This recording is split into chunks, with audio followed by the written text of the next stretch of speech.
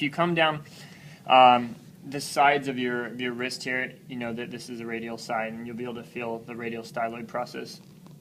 And come down over here, you'll have the bump, which is the ulnar head here, and you can feel the ulnar styloid process. You guys will get better at palpating the bones as you go on those styloid processes when you go over to Ron's side.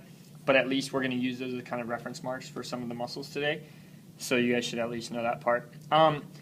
With the hand, a lot of times instead of referring to this medial or lateral, we're going to use ulnar or radial side. That way we don't get confused if we're turning around in different directions like this and trying to decide. I know. Sorry. That's okay. You do. It must have been So that way, if you're confused, like if we twist over like this, and you're thinking, well, this is medial, and in reality, in anatomical position, this is lateral, things like that. Okay. So let's just start with these. Flexor carpi radialis and palmaris longus and flexor carpi ulnaris.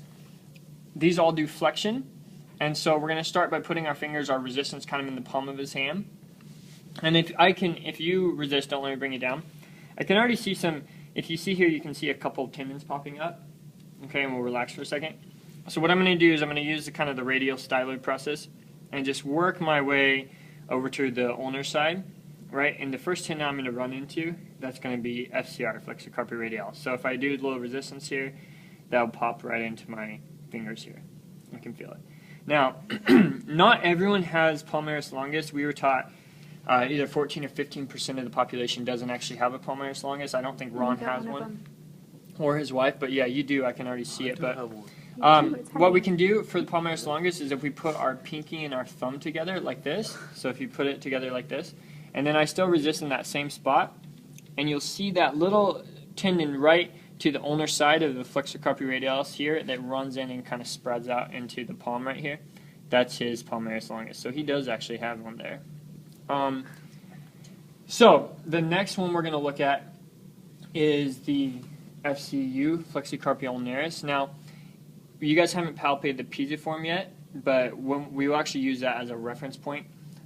You can already kind of feel this tendon here, the one that's, if you just keep going ulnar towards the ulnar side, you'll feel another tendon in the kind of the next one you come to. But another way we can do it is if we're coming from this kind of ulnar styloid process and coming more anterior, we'll run into this tendon here. So either doing that or running off the pisiform. Once you guys learn the pisiform, it's easy because it has some of its attachments right there. And so you just come off and you'll feel this tendon. So if I resist here, you guys feel that popping out. And you can typically feel it on yourself if you just go like this and palpate right there towards the ulnar side. So go ahead and just practice those three real quick. I want to make sure that we go slow enough where you